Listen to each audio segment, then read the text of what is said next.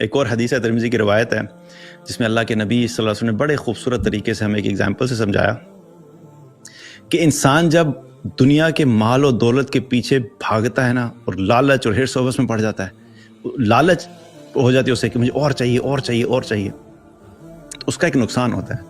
اس نقصان کے بارے میں اللہ کے نبی صلی اللہ علیہ وسلم نے اس حدیث میں فرمایا کہ بکریوں کے ریوڑ میں اگر 2 بھوکے بھیڑیے چھوڑ دیے جائیں تو وہ اس ریوڑ کو اتنا نقصان نہیں پہنچائیں گے جتنی انسان کی مال کی لالچ اور ہوس اس کے دین کو نقصان پہنچاتی ہے۔ بڑا زبردست کمپیریزن ہے۔ ذرا ایک تھوڑی دیر کے لیے امیجن کریں کہ بکریوں کا جو ایک ریوڑ ہوتا ہے، فلاک ہوتا ہے، وہاں پہ بکریاں ہیں، 20 بکریاں یا 30 بکریاں فار ایگزامپل، اور وہ بالکل اپنی ایک جگہ پہ موجود ہیں۔ اچانک کیا کہ 2 بھوکے بھیڑیے جنہیں 2 دن سے یا 3 دن سے کھانا ہی نہیں ملا ہوا اور شدید بھوکے ہیں، اچانک ان 2 بھوکے بھیڑیوں کو لا کے اس بکریوں کے ریوڑ میں اگر چھوڑ دیا جائے تو کیا حال ہوگا اس ریوڑ کا؟ سب بکریاں اگر چاروں طرف سے کارڈن آف ہے، بند ہے، باہر بھی نہیں نکل سکتی، تو وہ کیا ہوگا؟ بکریوں کو کہ اس پورے ریوڑ کو اتنا نقصان پہنچے گا، پتہ نہیں شاید ہی کوئی جو ہے وہ بچ سکے۔ اگر سارے کو کھا لیں گے نہیں تو البتہ زخمی ضرور کر دیں گے۔ تو یہ نقصان پہنچا اسے۔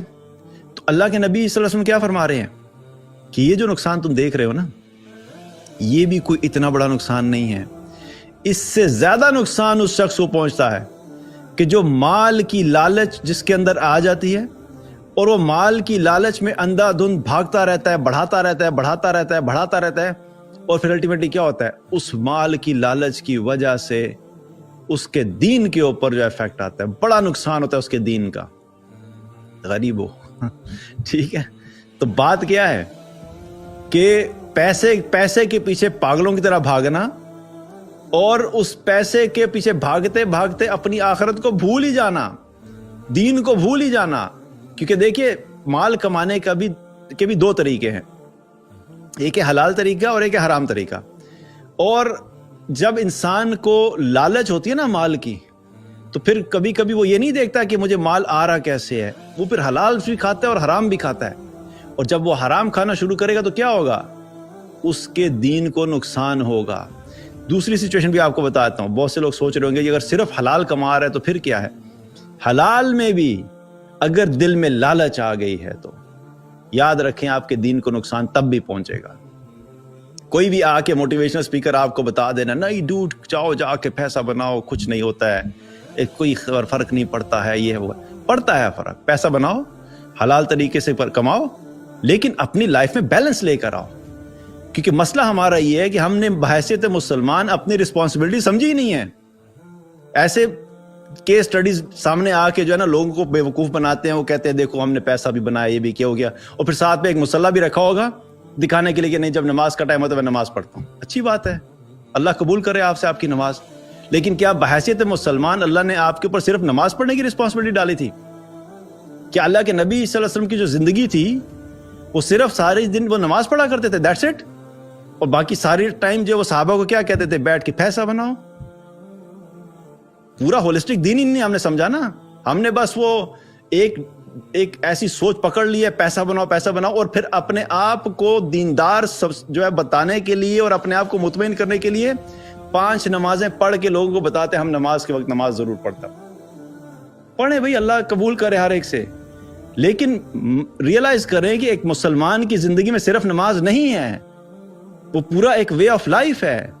یا ایھا الذین آمنوا ادخلوا فی السلم کافہ، جب اللہ نے یہ کہا کہ دین اے ایمان والو دین میں داخل ہو پورے کے پورے، تو کیا پورے قرآن میں اللہ نے صرف اقیم الصلاۃ کہا ہے کہ صرف جو ہے وہ نماز ادا کرو؟ اور پھر ایسے پیسے کمانے والے لوگ یہ بھی کہتے ہیں ہم تو الحمدللہ زکوٰۃ ادا کرتے ہیں، تو کیا اللہ نے پورے قرآن میں صرف یہی کہا ایتاء الزکوٰۃ، زکوٰۃ ادا کرو، دیٹس اٹ؟ باقی پورے اسلام، پورے قرآن کے اندر اور ساری احادیث کے اندر جو دین کی باتیں ہیں وہ کون پوری کرے گا؟ تو یہ جو دین کو نقصان کی بات ہو رہی ہے نا، اس کانسیپٹ کو کلیئر رکھیں۔ یہاں پہ یہ مطلب نہیں ہے کہ صرف تمہاری نمازیں جو وہ خراب ہوں گی، نمازیں بھی خراب ہو سکتی ہیں، لیکن نمازوں کے ساتھ ساتھ باقی جو پورا دین ہے وہ کمپرومائز ہوگا۔ Again going back to that concept of resources جو میں نے پہلے بتایا کہ آپ کے ہم سب کے پاس لمیٹڈ ریسورسز ہیں، ان کی یوٹیلائزیشن جو ہے ہمیں پرسنٹیج ڈیوائڈ کرنی پڑتی ہے. اگر ان ریسورسز کا 80% دنیا بنانے میں لگ رہا ہے تو آپ کے پاس آخرت بنانے کے لیے صرف 20% رہ جائے گا.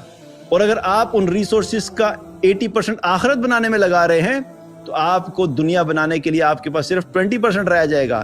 یہی وہ ریسورسز کی پرسنٹیج ہے جس کی ایلوکیشن ہر مومن کو خود پلان کرنی پڑتی ہے کہ میں نے اپنے اویلیبل ریسورسز کو اپنی دنیا اور آخرت کے بنانے کے اعتبار سے کس پرسنٹیج کے اندر ایلوکیٹ کرنا ہے.